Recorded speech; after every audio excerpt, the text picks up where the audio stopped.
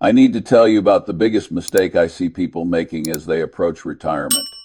Not a mistake about what to buy, a mistake about what to keep. You see, most people think wealth is about accumulation, spending 40 years acquiring things, building up possessions, filling their lives with stuff, and then they wonder why retirement feels like drowning instead of floating. I learned something crucial about 70 years ago that most people never figure out. The secret to a good life, especially in your later years, isn't addition. It is subtraction. And I am going to tell you exactly what I mean by that, using real numbers, real stories, and real consequences I've witnessed over decades of watching brilliant people destroy their own retirements. Let me start with a story that haunts me. A good friend of mine, I'll call him Robert Brilliant Surgeon, made $700,000 a year for 30 years. By the time he was 62, he had accumulated what looked like substantial wealth on paper, big house in a nice neighborhood, probably 4,000 square feet, 3 cars in the garage, a vacation home up in the mountains that the family used maybe 6 weeks a year. He owned some stock in the hospital where he worked, quite a bit actually, maybe 40% of his investable assets in that one company, and he had a small medical practice he built up over decades. On paper, Robert was worth close to $3 million. He should have retired comfortably, should have. But you know what happened? He couldn't afford to retire. And the reason why, the real reason, it took me sitting down with him and going through every number to make him see it, all that wealth. He decumulated. It wasn't working for him. It was working against him. His big house, that beautiful 4,000 square foot home, it was costing him $35,000 a year just to maintain. Property taxes in California, they not cheap, insurance, utilities for all that space he wasn't using anymore. The kids were gone, had been for 10 years. He and his wife were rattling around in this enormous house with 5 bedrooms and nobody sleeping in 4 of them. And every year that house was eating $35,000 of his retirement income that he didn't even have yet. The vacation home, even worse.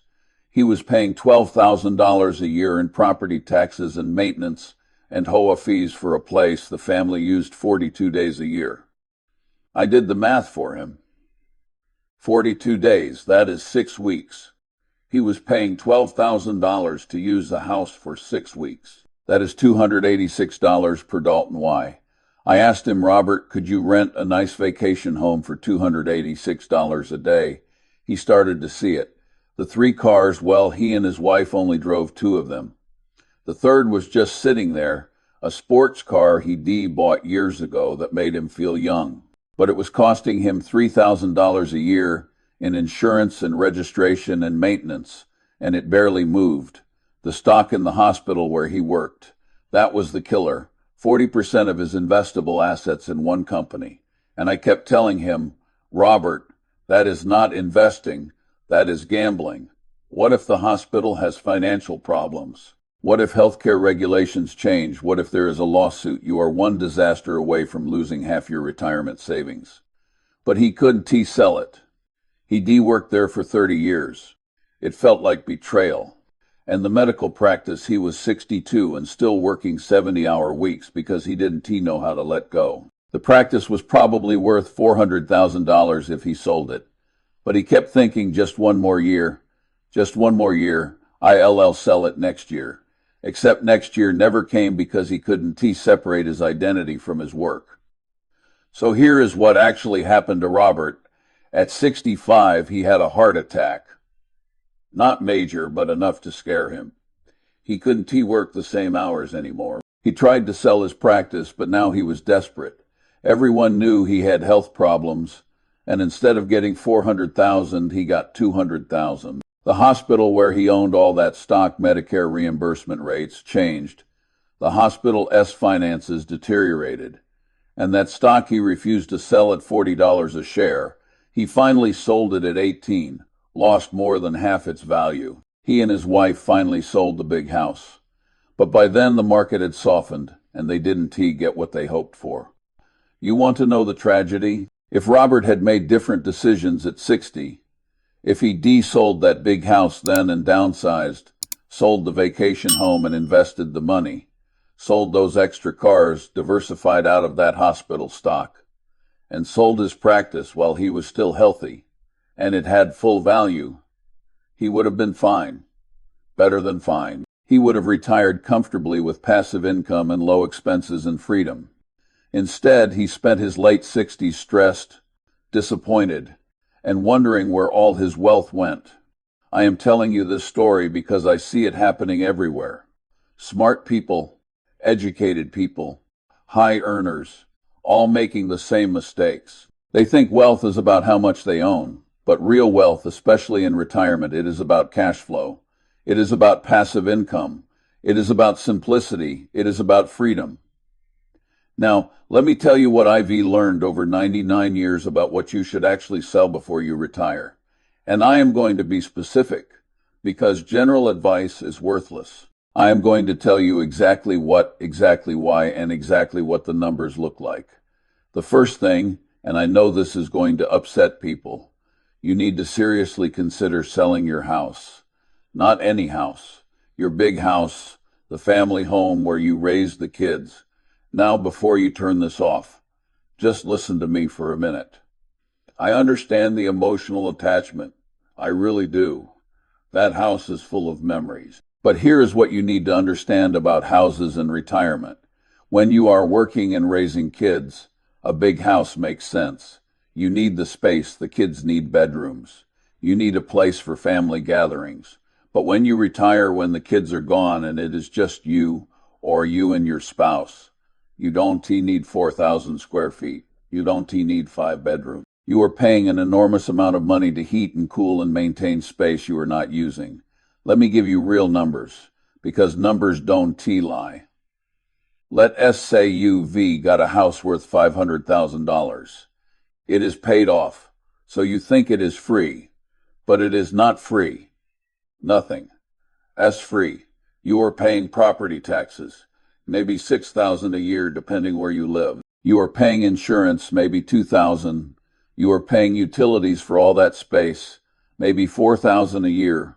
You are paying for maintenance, repairs, landscaping, maybe another $8,000 a year. That is $20,000 a year minimum, and that is if nothing major breaks. If you need a new roof or a new heating system, add another $20,000. So that house that is paid off, it is actually costing you $20,000 to $30,000 every single year. Now, here is the thing. When you retire, your income drops, usually significantly. Social Security, pension, if you are lucky, maybe some investment income. So you need to reduce your expenses. And your house is probably your biggest expense. I am not saying move into a tiny apartment. I am saying downsize strategically. Let's say you sell that $500,000 house. You buy a nice condo or a smaller house for $300,000. You've just freed up $200,000 in cash, real investable cash at a conservative 4% withdrawal rate. That is $8,000 a year in additional retirement income every year. Plus, your ongoing expenses drop. Smaller house means lower taxes, lower utilities, lower maintenance. You might save $15,000 a year just in housing costs. So between the freed up capital and the reduced expenses, downsizing could be worth $23,000 a year to your retirement. Over 20 years, that is $460,000. And that is not even counting the compounding if you invest that $200,000 wisely. I know what you are thinking, but Charlie, I need space for when the grandkids visit, do you? They visit how often? A few times a year, a few weeks total. Is it worth spending $30,000 a year to maintain space for a few weeks of visits? Or could you downsize, save that money, and use some of it to rent a bigger place when everyone visits, or pay for the grandkids to come visit you at a nice resort somewhere? When you actually do the math, and I mean really do the math, including opportunity cost, keeping that big house rarely makes financial sense. Now, if you are emotionally attached and you can comfortably afford it, fine, I am not your accountant. But if money is tight, if you are worried about retirement income, selling that house should be the first thing you consider. the second thing to sell.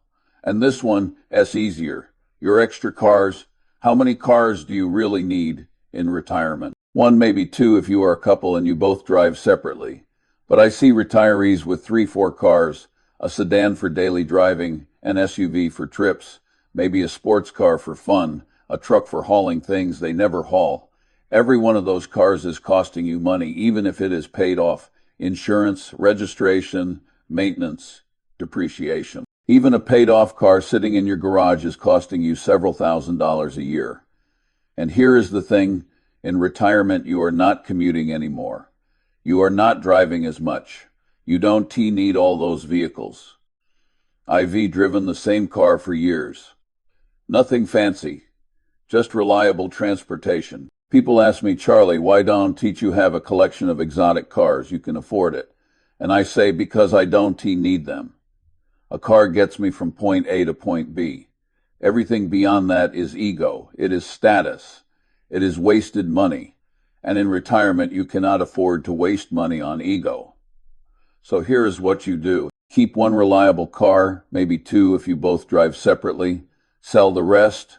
That could be $20,000, $30,000, $50,000, depending on what you are selling. Invest that money. And the money you save on insurance and maintenance every year, invest that too. Every little bit compounds. The third thing, and this might surprise you, your vacation home. I know, the lake house, the ski cabin, the beach condo, it has been in the family. The kids love it. So many memories. But let me ask you something. How often do you actually use it? Be brutally honest with yourself. Most people use their vacation home 4 to 6 weeks a year. Maybe less. The rest of the time it sits empty, but you are still paying for it. Property taxes, insurance, utilities, maintenance, HOA fees. A vacation home can easily cost you $10,000 to $20,000 a year, sometimes more. Let S do the math. If you use it 6 weeks a year, that is 42 days. You are paying $10,000 to $20,000 for 42 days of use. That is $238 to $476 per Dalton Y. You could stay in a really nice hotel for that, or rent a vacation home when you want one. And here's the other thing, that vacation home is probably worth a lot of money.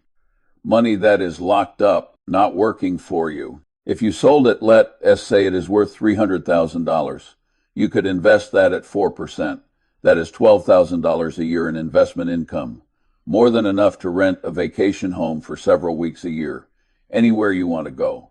You are not stuck going to the same place every year, just because you own property there. One year you go to the beach, next year the mountains. The year after maybe Europe. You have flexibility. And you don't have to maintain anything, worry about anything, pay taxes on anything. I understand the emotional attachment. I really do. But in retirement, cash flow is everything. And that vacation home is eating your cash flow. It is eating the capital that could be generating income for you. So consider selling it, take the money, invest it conservatively, and rent when you want a vacation.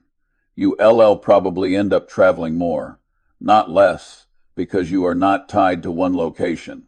The fourth thing to sell, and this is crucial, individual stocks that you are holding for emotional reasons. Now, I love stocks. Warren and I made our fortune in stocks, but I am talking about something specific here. A lot of people inherit stock, or they accumulate stock in a company they worked for over the years, and they hold on to it even though it is not the best investment, because it was Dad's stock or because they feel loyal to their old employer. But here is the thing. In retirement, you cannot afford to be sentimental with your investments. You need diversification. You need safety. You need income. If you got 30 or 40% of your portfolio in one single stock, that is risky. Very risky. What if that company has problems? What if the industry changes? What if the stock crashes? You could lose a huge chunk of your retirement savings. I've seen this happen. People who worked for Enron, WorldCom, Lehman Brothers. They had most of their net worth in company stock. When those companies failed, they lost everything. So here is what you need to do before you retire. Look at your portfolio. If you got more than 5 or 10% in any single stock, sell some of it, diversify. Put it in a broad index fund. Spread the risk. Yes, you might have to pay capital gains taxes, but that is okay. It is worth it for the safety and diversification. And if the stock you are holding is a great business, if it is just something you inherited or accumulated out of habit, sell it all. Don't let emotion or loyalty cloud your judgment. Your retirement security is more important than sentimentality. You know what I tell people? Don't let the tax tail wag the investment dog. I see people hold on to things they should sell just because they don't want to pay taxes, and they end up worse off because the thing they reholding costs them money every year or drops in value, and they would have been better off just paying the taxes and moving on. The fifth thing to sell, and this is different, your business if you own one. If you're a business owner approaching retirement, you basically have two choices. Keep running the business or sell it. And a lot of business owners can let go. They built the business. It is their identity. It is their baby. So they keep working well into their 70s, sometimes their 80s. And that is fine if it makes them happy. But a lot of times it doesn't. They retired.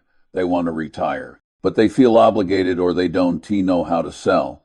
Here is what I've learned. If you want to retire and you own a business, you need to sell it or have a succession plan where someone else takes over and you get paid out over time. Because running a business is stressful, time-consuming, never stops in retirement. You want less stress, not more. Plus, your business has real value. It is probably one of your biggest assets if you keep running it until you can anymore, until health forces you to stop. You might not get good value for it, but if you plan ahead, if you sell when the business is doing well, when you are still energetic and involved, you can get top dollar.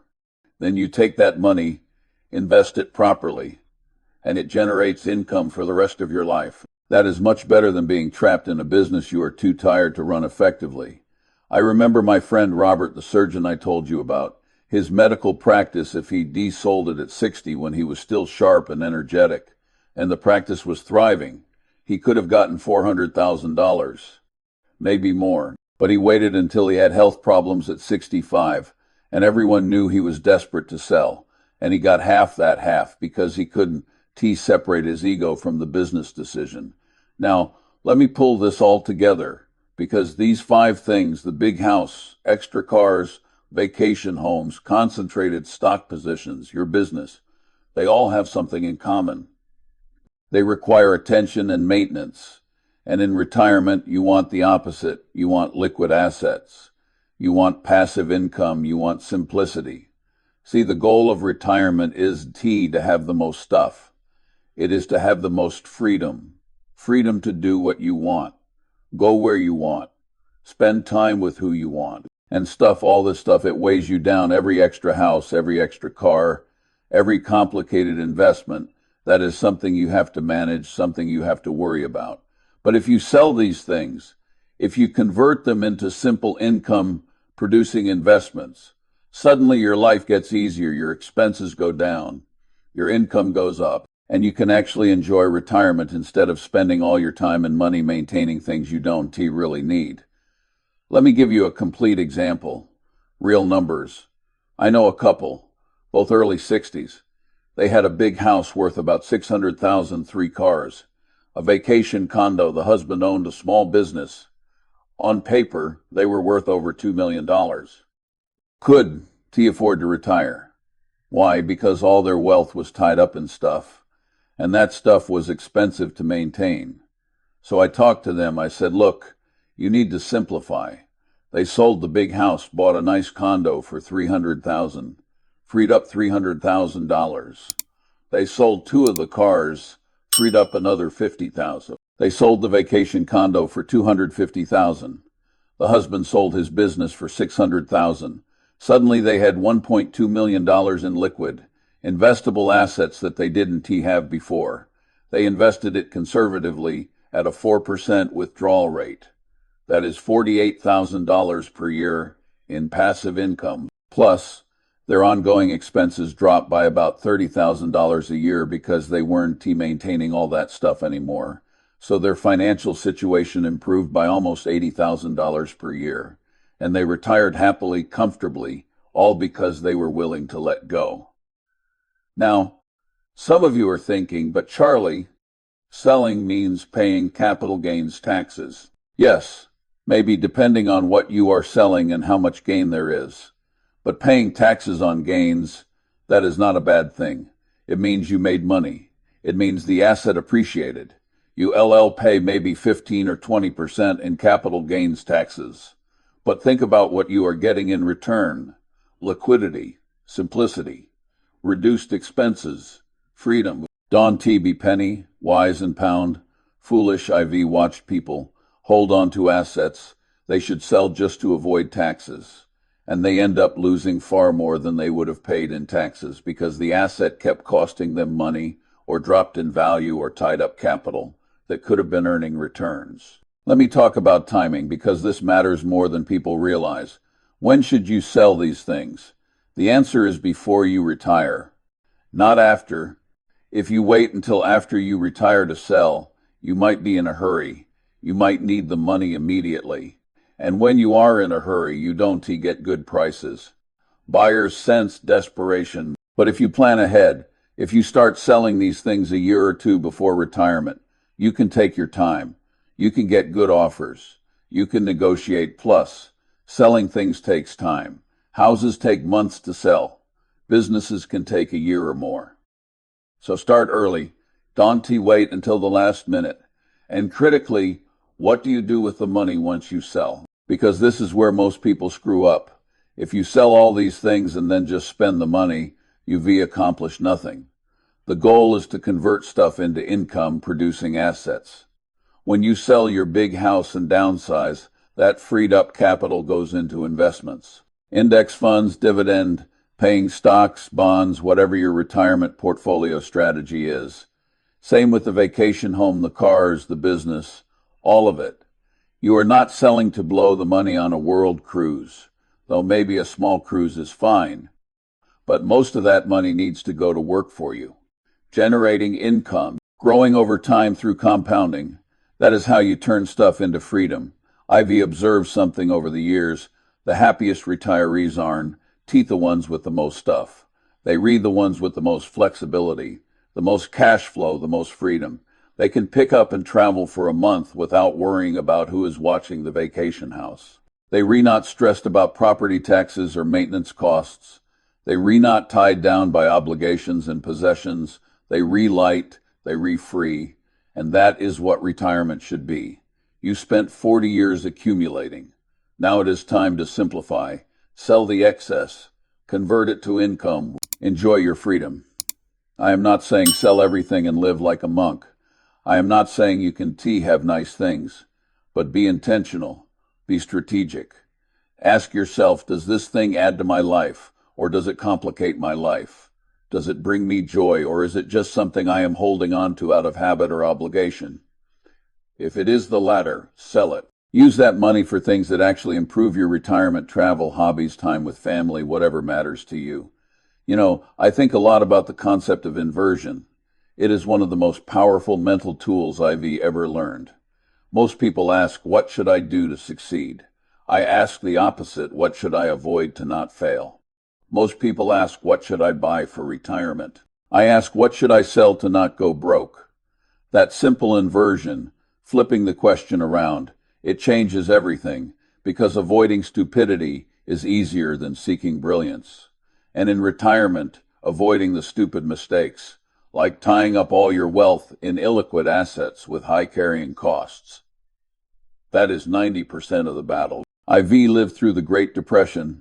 I've seen what happens when people can access their wealth because it is all tied up in real estate they can, sell or businesses they can, liquidate.